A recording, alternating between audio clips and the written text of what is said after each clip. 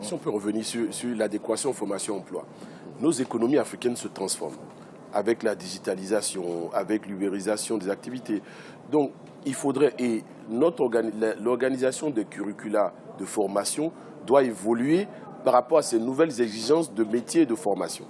C'est moi un propos, je crois, la présidente du patronat marocain l'a dit hier, il faut revoir les curricula pour les mettre en adéquation avec les besoins des entreprises aujourd'hui au regard de la transformation économique africaine, mais aussi au regard de la transformation économique prévue dans les prochaines années. Donc c'est cet élément qui est clé. Les organismes de formation en Afrique, dans différents pays, que ce soit le Sénégal, la Côte d'Ivoire, sont d'un bon niveau. Maintenant, est-ce que les gens qui forment, l'entreprise en a besoin? C'est ça la question qu'il faudrait se poser. On a reçu sur le plateau hier, ce jeudi, le ministre marocain des Affaires étrangères et qui était en train d'expliquer un peu la nouvelle vision du Maroc. Parce que le Maroc est un cas bien particulier puisqu'il est dans une politique d'agrandissement de son espace économique, notamment à la CEDEAO. Tout à l'heure, vous avez parlé de créer des grands ensembles, quitte à bousculer même les ensembles qui existent déjà. Comment est-ce que vous l'appréhendez-vous? Tout à fait. Parce qu'encore une fois, peut-être je suis un peu dépassé, mais je me dis que c'est une suite logique. On ne peut pas parler d'une Afrique émergente sans l'intégration. Parce que quel est l'avantage comparatif aujourd'hui de l'Afrique? Ce ne sont plus les matières premières, on en découvre un peu partout, en offshore profond, au Brésil. Ce ne sont plus les produits agricoles. Le grand avantage comparatif de l'Afrique, c'est son marché. 1,2 milliard en ce moment, 1,1 milliard d'actifs en 2034, plus que l'Inde. Donc c'est un marché immense. Et le seul levier qui puisse nous mener rapidement vers l'émergence, c'est l'intégration. On n'en est pas assez conscient parce que nos pays pris individuellement ne représentent rien. Le plus grand pays ouest-africain fait moins que Facebook. Le PIB d'un pays comme la Côte d'Ivoire, c'est 10 fois moins que Facebook, que la capitalisation boursière de Facebook. Donc nous sommes des nains sur un marché globalisé. Le fait que le Maroc veuille intégrer la CEDEAO procède peut-être d'une lecture assez lucide de sa position dans le monde. La CEDEAO plus le Maroc, c'est quand même parmi les 15 premières puissances économiques mondiales. Si nous regardons l'intérêt de nos populations, si nous regardons leur bien-être, je pense que la question ne se poserait pas. L'intégration du Maroc dans la CEDEAO doit être une réalité. Bien sûr, il y a des préalables. Il y a des harmonisations peut-être à faire sur le plan fiscal. Il y a certains avantages ou délais à donner, à accorder aux acteurs économiques pour qu'on puisse créer une intégration réussie. Qu'est-ce que vous pensez, vous, de cette réforme des grands ensembles avec l'intégration du Maroc pour créer un espace économique encore plus fort? Je pense que l'Afrique a une belle histoire de l'intégration. Quand on commence quand on pense à l'Union africaine, quand on pense aux différents groupes régionaux, la volonté d'en créer encore plus me paraît être une volonté louable. Maintenant, il revient aux responsables politiques de voir dans quelle mesure cette intégration beaucoup plus large, ce changement de communauté peut se faire. Alors, tout à l'heure, on a parlé de digitalisation. Voilà, il ne faut pas que je me trompe. Et on sait que 70% de la population africaine est âgée de moins de 30 ans. Et à l'horizon 2050, l'Afrique doit compter un tiers de ces jeunes, un tiers des jeunes de la planète. Et cette catégorie d'âge est particulièrement habituée aux nouvelles technologies. On estime que dans les 10 prochaines années, 60% de la population africaine sera détentrice d'un téléphone mobile, 25% sera connecté. C'est quand même des chiffres très, très importants.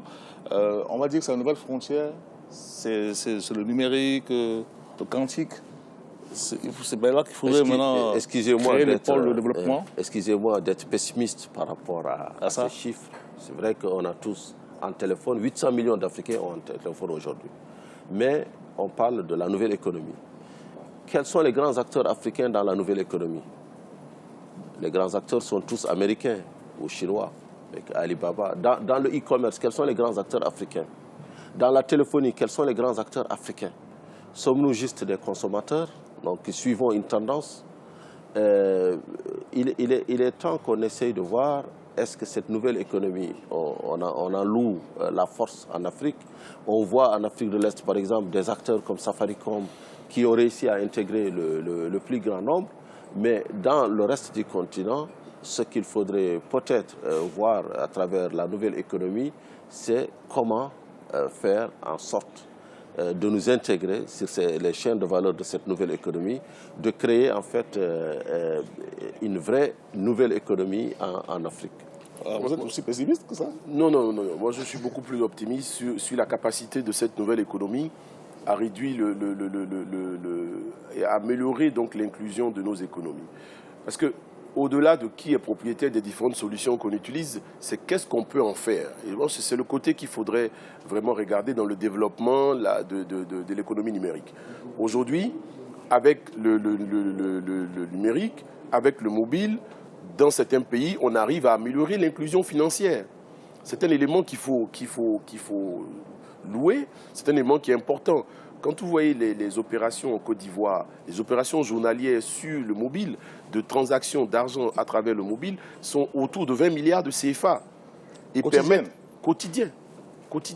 Oui, et qui permet à des populations qui n'ont pas l'accès à un compte bancaire de pouvoir participer aux transactions financières. Donc, c'est comment le numérique va nous permettre d'accélérer le développement et l'inclusion dans nos États. Et je pense que c'est ça qu'il faut regarder. Aujourd'hui, on peut payer ses factures avec le mobile, donc on n'a plus besoin de se déplacer, de sortir de son bureau, de demander une permission pour aller faire le rang pour payer sa facture. Donc il y a une amélioration quand même. Vous pensez que c'est la nouvelle frontière en fait, hein? C'est-à-dire clairement. C'est vers là qu'il faudrait absolument aller pour pouvoir... donc même au niveau de la formation, il faudrait qu'on puisse orienter notre système de formation vers... C'est ce que je disais tout à l'heure par rapport à l'adéquation des formations et des besoins de l'entreprise. Avec l'économie numérique, une série de professions vont disparaître. Donc il ne faudrait plus continuer de former des gens dans ces professions. Il faudrait plutôt essayer de former des gens dans les professions qui sont les professions d'avenir.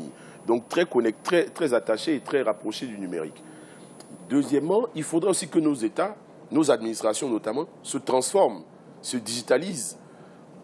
L'exemple de la Côte d'Ivoire sur la Direction générale des impôts, qui aujourd'hui permet de payer ses impôts à travers en ligne. Donc, le Rwanda, c'est d'ailleurs un très bon exemple là-dessus. Voilà, je crois que le Rwanda, c'est un pays qui est très en avance. Voilà. Parce que ça permettrait quoi, par exemple, d'améliorer la recouvrabilité des impôts. Tant qu'on aura des moyens beaucoup plus faciles pour faire face à nos obligations, on va les réaliser avec beaucoup plus d'aisance. Donc pour moi, le numérique, c'est un chantier. Il faudrait que nos États l'utilisent totalement. D'accord. Alors, sur le plan de l'agrobusiness, parce que hier, la présidente du patronat marocain en parlait en disant l'Afrique sera déjà confrontée au défi de la sécurité alimentaire. Hein. En 2034, déjà, on aura plus d'1,1 milliard de personnes. Il va falloir justement trouver les moyens de nourrir cette population-là. Alors, qu'est-ce qu'on va faire hein, en termes de productivité des terres agricoles, développement des agro-industries? Qu'est-ce que vous en pensez, vous, Adama? En ce qui concerne l'agriculture, comme de tout le secteur, moi, je pense qu'il y a un problème de productivité. Et ce problème de productivité est lié au coût de facteurs. Et c'est là où on reparle de la qualité des infrastructures, on parle de la mobilité, on parle des accords aussi économiques que nous pouvons nouer avec d'autres partenaires. On parle de l'intégration africaine parce qu'il y a un vieux rapport de la Banque mondiale qui disait que si on ouvrait les frontières, on éliminerait la faim en Afrique, si on ouvrait les frontières entre pays africains parce qu'il y a des productions concentrées sur certains pays et qui sont excédentaires par rapport à ces pays. Donc si on créait un marché régional ou continental dans le domaine agricole, on va résoudre le problème de la famine. Donc là, on revient aux grandes réformes à faire pour améliorer la compétitivité du secteur économique, des entreprises en général. Et ces réformes reposent sur la fiscalité, reposent sur l'énergie, sur les infrastructures d'une manière générale. Alors, je rappelle que nous a rejoint M. Khalil Labidi, C'est bien cela? C'est ça. Alors, vous êtes le directeur général de l'Agence de promotion de l'investissement extérieur en Tunisie. Tout à fait. Bonjour. Merci d'être venu. On va prendre aussi votre avis sur ce forum qui est en train de s'achever. Vous avez participé depuis ce jeudi. Quel est votre sentiment? C'est un succès pour vous? Vous avez noué de bons contacts? Oui, aujourd'hui, le forum il est à sa 5e édition. Nous ne sommes pas, en tant qu'agence de promotion de l'investissement en Tunisie, à notre première participation. Je pense que c'est une réussite, effectivement, rien que de pouvoir rassembler autant de décideurs, d'hommes d'affaires dans un seul endroit en Afrique pour discuter ensemble, pour échanger autour de thèmes qui concernent l'Afrique. Aujourd'hui, tous les pays d'Afrique, ils voudraient être fiers de leur africanité, ils voudraient... le monde entier s'intéresse à l'Afrique aujourd'hui, beaucoup plus les pays africains. Pourquoi pas commencer par la coopération sud-sud entre pays d'Afrique. Et la Tunisie, comme les autres pays, elle voudrait se positionner dans son environnement, je dirais presque naturel, qui est l'Afrique, profiter des synergies qui existent et puis faire profiter peut-être d'autres pays de l'expérience tunisienne. Nous sommes un pays qui attire des investissements extérieurs. Nous avons 3500 entreprises étrangères en Tunisie, qui emploient à peu près 350 000 personnes. Et donc, sur plusieurs secteurs, les IDIE, c'est un secteur, c'est une manne très importante pour l'économie de notre pays, comme tous les autres pays, je crois. Est-ce que vous aussi, au niveau de la Tunisie, vous avez donc cette expansion que vous êtes en train de mener vers l'Afrique subsaharienne, comme le Maroc est en train de le faire? Tout à fait, tout à fait. Nous y sommes presque obligés. Pourquoi? C'est un choix, tout d'abord, je dois le dire, mais c'est une obligation aussi parce que nos partenaires avec lesquels, traditionnels, on travaille, eux, ils ont une vision Afrique aujourd'hui.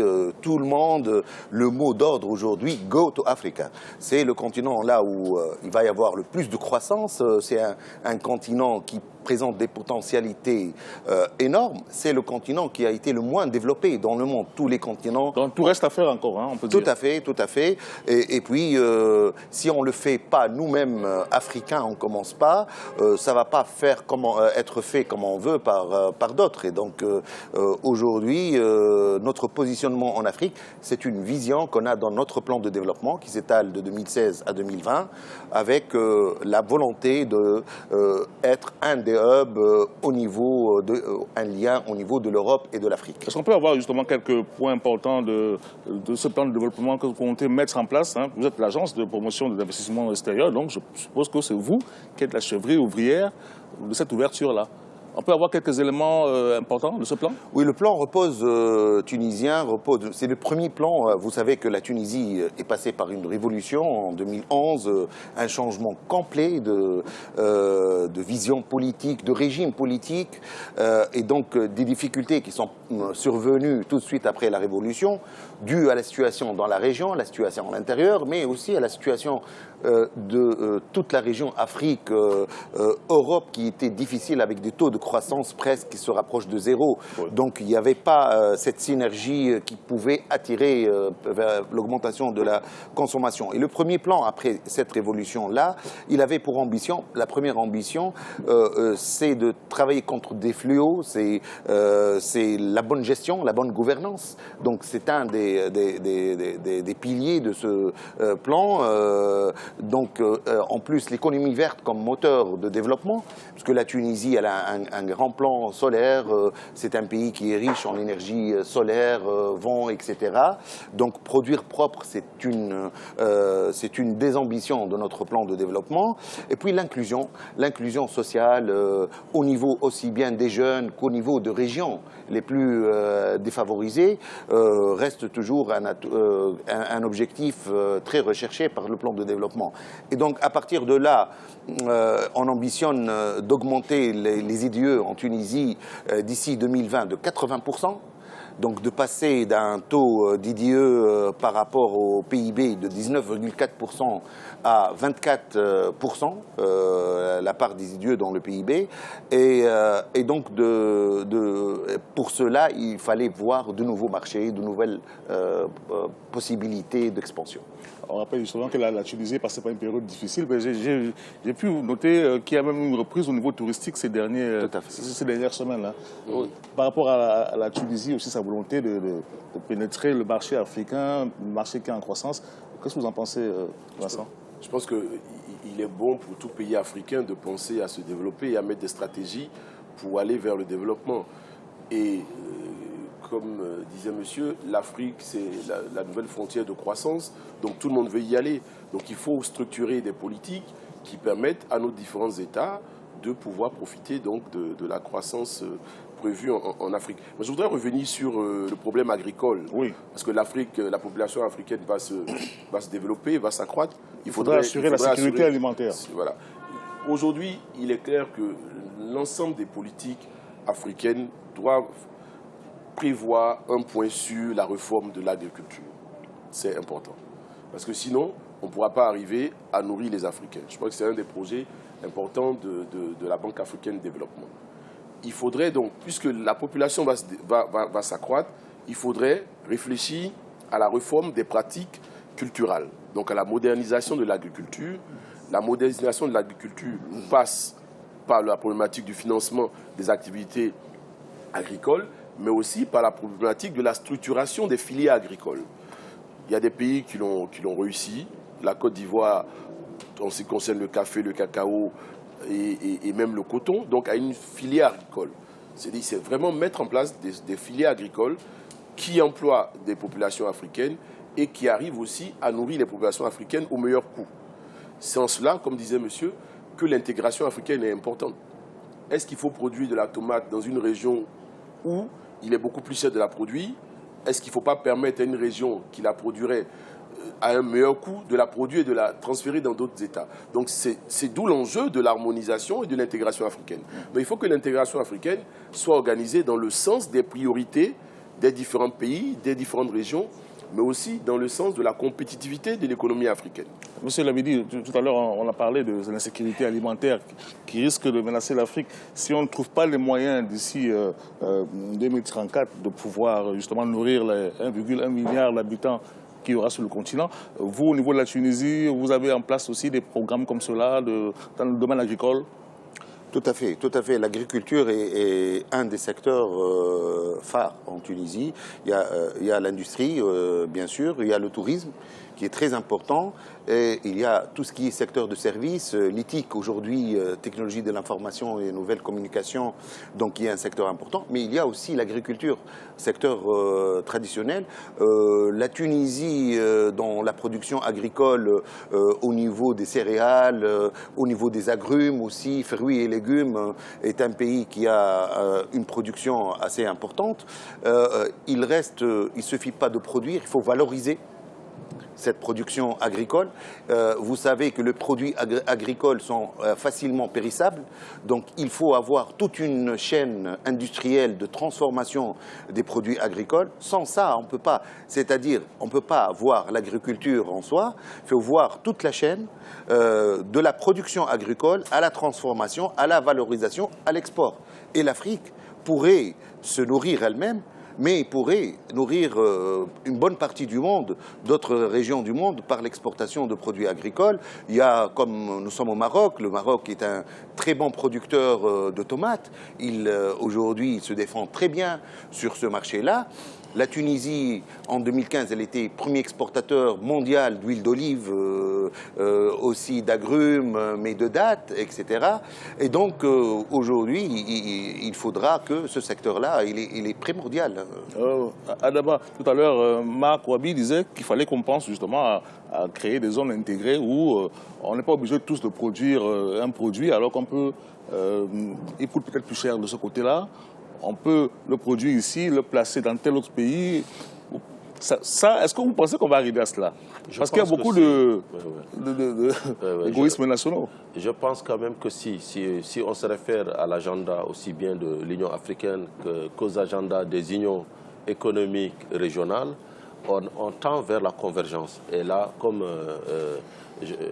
on est obligé d'aller vers ces unions. Quand je vois un pays comme la Côte d'Ivoire, qui est le premier producteur mondial de cacao, Je vois le Ghana qui est un concurrent, le Ghana voisin. Je vois le Cameroun qui est un outsider. Je me dis que peut-être une vision commune créerait un cartel qui renforcerait le pouvoir de négociation de ces pays à l'échelle internationale, qui permettrait à l'Afrique d'être un vrai centre pour le processus non seulement de production, mais de transformation de la fève. Parce que, je ne sais pas, je parle sous le contrôle de M. Wabi, je pense que la Côte d'Ivoire, bien qu'étant premier producteur mondial de cacao, a quand même un taux de transformation très faible de cette matière première qui est essentielle pour certaines industries. Justement, parce que tous ces produits-là, généralement, c'est pour l'exportation. C'est pour l'exportation. Et ça n'est pas transformé sur place. Madame Bensalé, Bensala Chakroun, qui est la présidente des patronats ici au Maroc, a précisé hier que l'Afrique peut apporter sa propre révolution industrielle à travers les énergies renouvelables, la nouvelle économie verte. Tout à l'heure, vous en avez parlé, vous avez dit que chez vous, en Tunisie, il y a tout un pan de l'économie qui est orienté vers tout ce qui est éolien, le solaire. Donc vous êtes très avancé là-dessus. Est-ce que vous êtes prêt à pouvoir justement étendre votre coopération avec les pays africains? Tout à fait. Nous, en Tunisie, on vient de mettre en place une loi, la loi sur les énergies renouvelables, la production, parce que les énergies renouvelables, c'est la production, c'est le transfert, la vente de l'énergie produite, et c'est le transport de cette énergie-là. Et donc, un des points essentiels pour tous les pays africains, ils ont une bonne exposition solaire, ils ont des capacités de produire. Mais il faut interconnecter les réseaux d'électricité entre les différents pays africains. Il faut commencer par les pays limitrophes et arriver à une situation où tous les pays seraient interconnectés pour pouvoir échanger cette richesse-là d'énergie électrique. Et pourquoi pas, il y a un projet entre l'Afrique et l'Europe. Il y a une interconnexion sous la Méditerranée par un câble souterrain qui passe entre la Tunisie et l'Italie, qui permettrait d'interconnecter même les deux continents. Et là, c'est là tout l'intérêt de produire des énergies renouvelables. C'est la même chose pour l'agriculture. Il faut valoriser pour que l'agriculteur puisse vivre de son agriculture convenablement. Sinon, c'est la simple production de produits agricoles ne fait pas vivre les agriculteurs convenablement, et pour ça, ils désertent ce secteur agricole. Et là, c'est vraiment le véritable défi, parce qu'on a parlé d'interconnexion, d'énergie. Ça, c'est le véritable défi des pays africains, M. Wabi. Il n'y aura pas de développement inclusif, pour rester dans le thème du forum, sans énergie suffisante. Parce qu'on ne peut pas développer l'industrie si on n'a pas l'énergie nécessaire pour cela. Donc, les programmes énergétiques restent des programmes qui ne peuvent pas être que nationaux. Ils doivent être régionaux, ils doivent être continentaux. Au niveau de la CEDEAO, je pense que c'est une ambition qui est déjà bien construite, de pouvoir interconnecter nos différents États et de pouvoir échanger entre nous les ressources énergétiques. Maintenant, la problématique de l'énergie, c'est aussi une problématique de coût. Tout à fait. Parce que l'économie verte, on en parle tous, mais il y a aussi, il ne faudrait pas éluder la problématique du coût. Donc, on peut s'aventurer vers toute énergie, vers toute source d'énergie, mais il faudrait qu'à la fin, cette énergie puisse être accessible aux populations et aux entreprises. Je reviens toujours à la problématique de la stratégie de nos États. La CEDEAO a une belle politique, a une stratégie communautaire, par secteur. Il faut que nos États puissent aller dans ce sens de ce cadre qui a été intégré, défini au niveau communautaire. Et le programme énergétique communautaire est un programme très avancé, tout comme le programme communautaire au niveau des télécommunications, tout comme le programme au niveau de l'agriculture. Donc il ne faut pas réécrire l'eau chaude, il faudrait que nos États s'alignent dans les traités et dans les conventions qui ont été signées. Alors dans le domaine de l'énergie, qu'est-ce que votre avis là-dessus, Adama? Dans le domaine de l'énergie, je voudrais juste saluer un exemple d'intégration réussie. C'est tout ce qui se fait autour de l'organisation de la mise en valeur du fleuve Sénégal qui réunit 4 pays. Et dans cette organisation, ils sont en train de créer une intégration entre les 4 pays autour de l'hydroélectricité, des barrages de Djama, Manantali. Et le Sénégal, le Mali et la Mauritanie sont alimentés en grande partie à travers le fleuve Sénégal, grâce à une coopération régionale réussie. Alors, M. Khalil Lamidi, on va prendre votre dernier mot parce qu'on va faire une petite pause. On va rentrer à Paris le temps que tout se mette en place au niveau de la salle pour la restitution et la cérémonie de clôture de cette 5e édition du Forum Afrique Développement. Un dernier mot peut-être que vous avez adressé aux téléspectateurs qui nous regardent sur le forum ou bien sur la coopération tunisienne, ce que vous comptez faire? Moi, je voudrais dire qu'aujourd'hui, tous les pays africains ont besoin les uns des autres et ils sont parfaitement complémentaires. On a tout à gagner aujourd'hui, tous les pays, à approfondir cette coopération. Aujourd'hui, la Tunisie, donc avec un plan ambitieux de développement qui est inclusif dans le thème de cette conférence, voudrait donc travailler avec les pays africains, mais aussi accompagner les investisseurs qui sont déjà en Tunisie pour aller dans des marchés africains. Aujourd'hui, cette coopération est presque une obligation de survie de notre continent. Nous n'avons pas le choix, il faut la réussir. Voilà, merci beaucoup, M.